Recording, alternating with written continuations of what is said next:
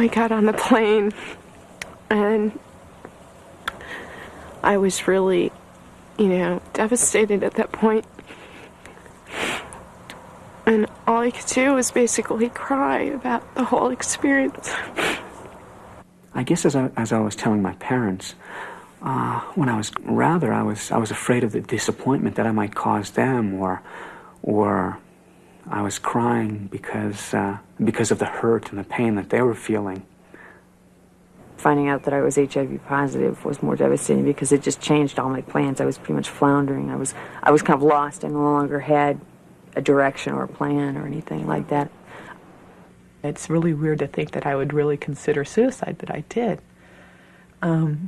Because to me, it would be a way of making my own decision about, how my life was going to end, and not leaving it to this virus that could take its own path. The way I felt when they told me was I felt miserable.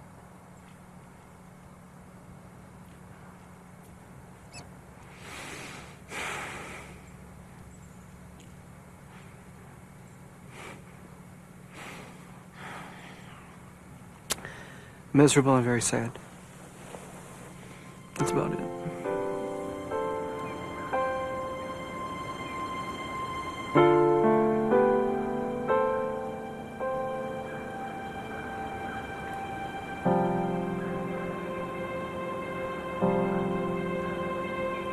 Did you think about it? Did you, in your training, did the talk about AIDS and HIV really hit you when you were in training? Well, certainly on an emotional level that would have mattered. I'm just wondering if there's anything that we can say that's that's going to maybe capture people's attentions. I hope so. I can only hope that that it is. I look at it this way. If it affects one person, if it changes one person's mind, all I can do is tell my story and share my experience, and that, I was in a relationship, I thought we were monogamous, I thought he was negative, and I made a conscious decision not to use condoms, and that I didn't go about it in the right way. I should have had us both tested at the time, and I should have been more sure, that he was monogamous. How can you ever be really sure? But I made a poor choice, and I just don't want other people to make the same choice. I didn't have to not use condoms, but I was very into the relationship. It was fulfilling a lot of my needs, and from the need to fit in to the need to be held, and touched, and to be in that kind of loving relationship. I need that, and it fulfilled those needs. You had the desire and the need to, to feel loved, and I think that's perfectly fine. I think it's absolutely normal that you wanna feel that way, especially when you're, especially when you're in a situation where everything else is foreign to you.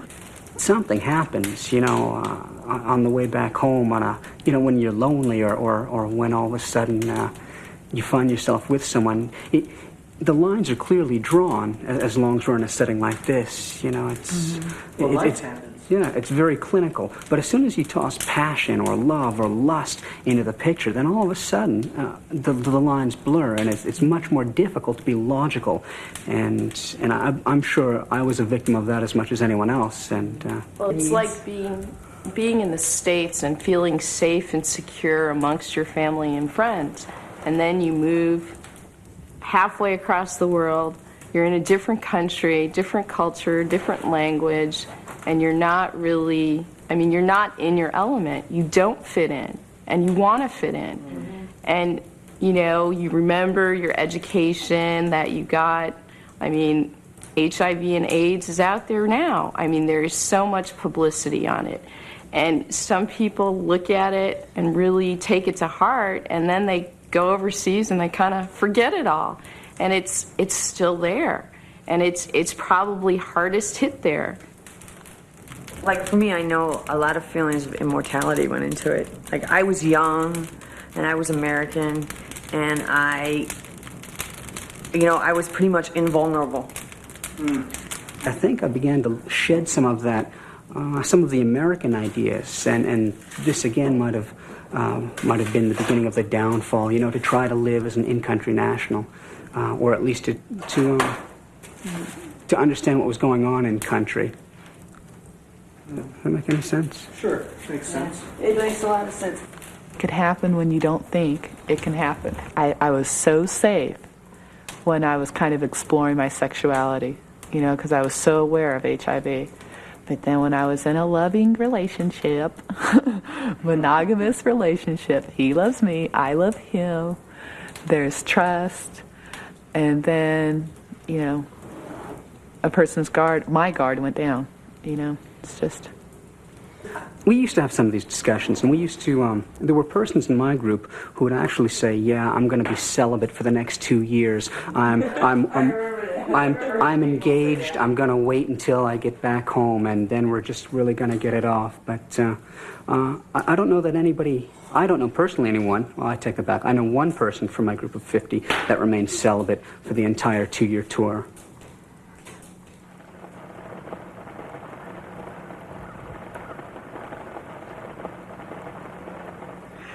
I was planning to be celibate. I was planning not to have... I can remember when the PCMO, she had been meeting with all of us, each of us, and to talk about like birth control, if we needed to go on birth control, or what we were planning to do as far as protecting ourselves. And I can remember meeting with her and saying, well, I'm just planning not to be involved in a sexual relationship. And at the moment, that's what I really thought, That's what I believed. Otherwise, I wouldn't have said it. I really believed, well, I'm just not going to be involved in a sexual relationship. The question of sexuality was minorly on my mind, but it wasn't a big issue. It's never been something that I've really had a concern over. Not that big of an issue. I figured that it would come around, in due time. It would come around.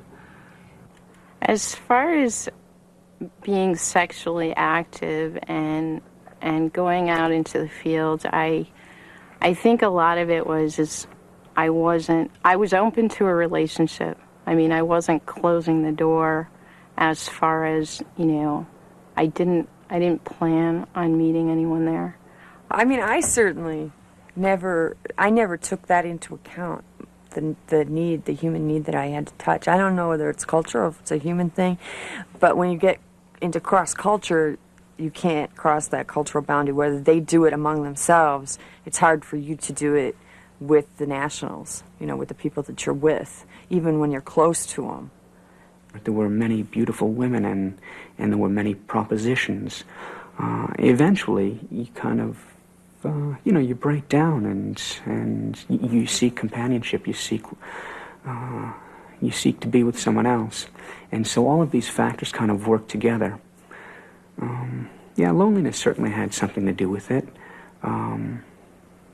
It wasn't as though I could just call somebody up and say, how you doing? A lot of times, I just wanted to be with someone.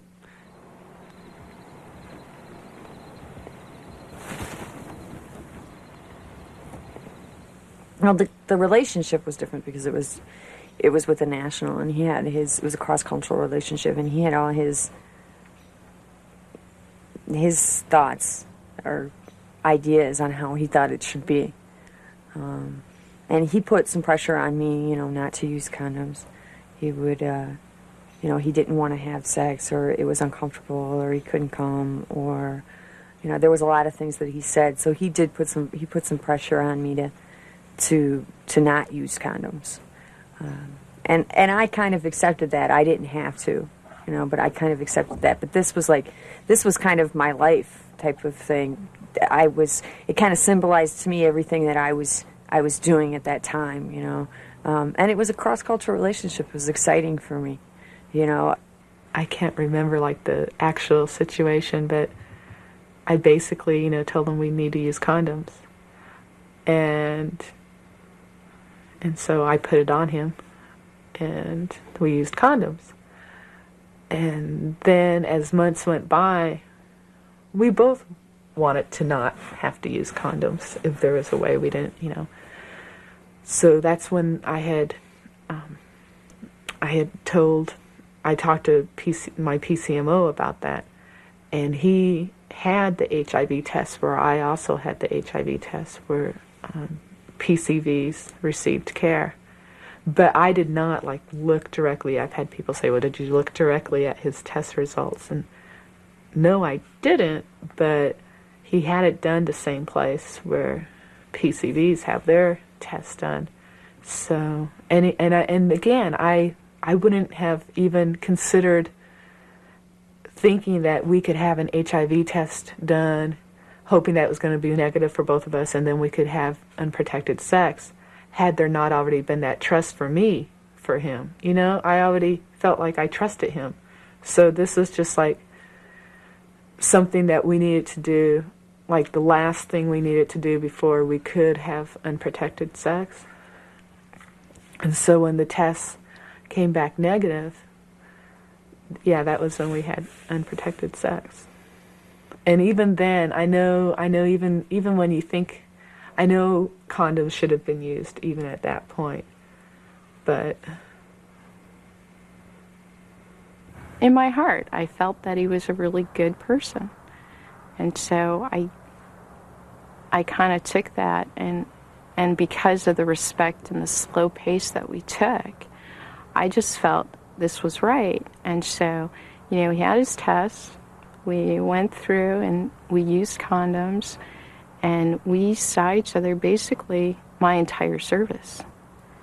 And we had condoms that broke on several occasions, and I didn't really think twice. I mean, I thought, here I'm using condoms, I'm practicing safe sex, and, I never really thought. As I might have evolved in a relation with a woman, I'm certain that I grew less and less careful. One of us might have said, hey, we should have a condom, and the other one would say yes. But if neither, I don't know, if at the beginning of a relation, I'm sure I was fairly cautious.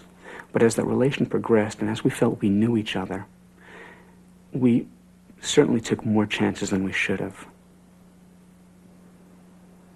But there were actually times when in the course of making love, I would start out with the condom on, and, after a long time and very little action, I think either one of us would actually just reach down and rip it off and proceed, because again, right there, you cannot be expected to think logically or intelligently.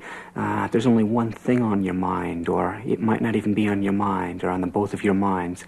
And an all-consuming passion, a craven lust is all that's left. And at that moment, I remember there were many times that I might have began a love-making act with a condom on, only to take it off and then continue. I wasn't approaching life from the idea of, oh, this can't happen to me. Because I had experienced enough things in life prior to Peace Corps to know that, yeah, random things do happen to people. But it was, I guess it wasn't something that I had given any heart thought to, Yeah, I thought, gee, if this happened to me, it would really be a bummer, and I wouldn't want to really go through this experience. I'm referring to HIV. But it wasn't enough. I didn't internalize the emotion enough that it changed my behavior. It's like I've said over and over again. It wasn't until the time I was, well, it wasn't until the time that I was diagnosed that I got. That I became fully aware of the choice consequence concept.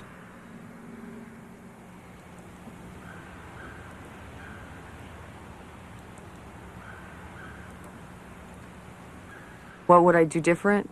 I would have never gone to bed with him without a condom.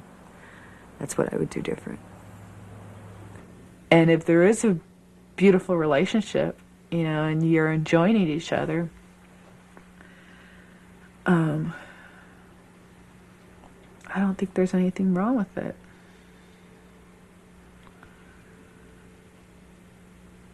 But I guess I should have, no, not I guess, I know I should have, you know, protected myself 100% of the time. Don't ever assume anything. Although you might be in the most loving of relationships, you might be so much in love with the person that you meet, you've still got to be careful, and you've got to explain that your use of protection does not insinuate a lack of trust in your partner. It's self-preservation, and it's preservation of your partner. If it were anyone else, I would tell them, yeah, you've always got to be careful. After 2 weeks, after 3 months, after 6 months, you can't let your guard down.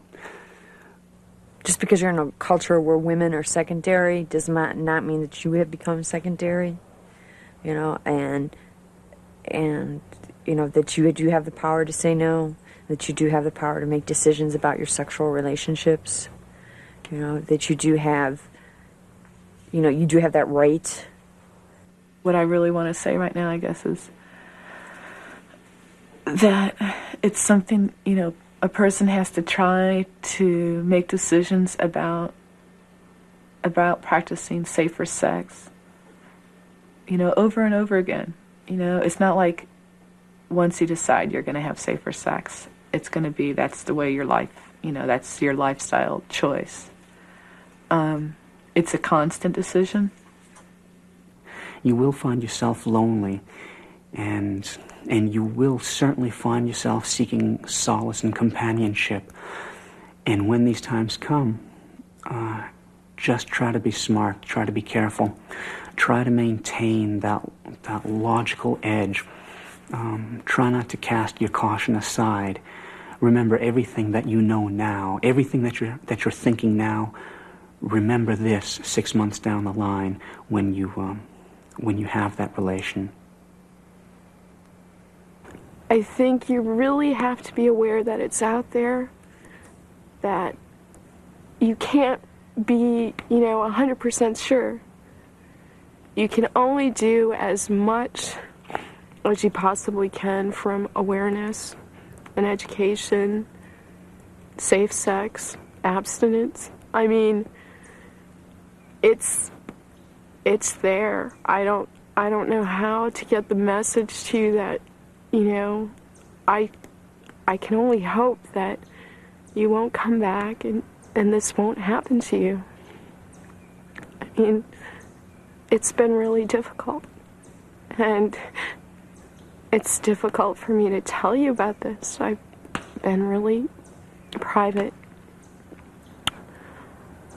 At work, people don't know. And I like it that way. I mean, they respect me for what I can do. They don't really know this side of me. And I think because my Peace Corps experience was great, and that I have so many good memories, that I'd like you all to have really great memories of your experience. I'd like you to be able to come back, be safe, healthy, and just be able to not have this overshadowing you.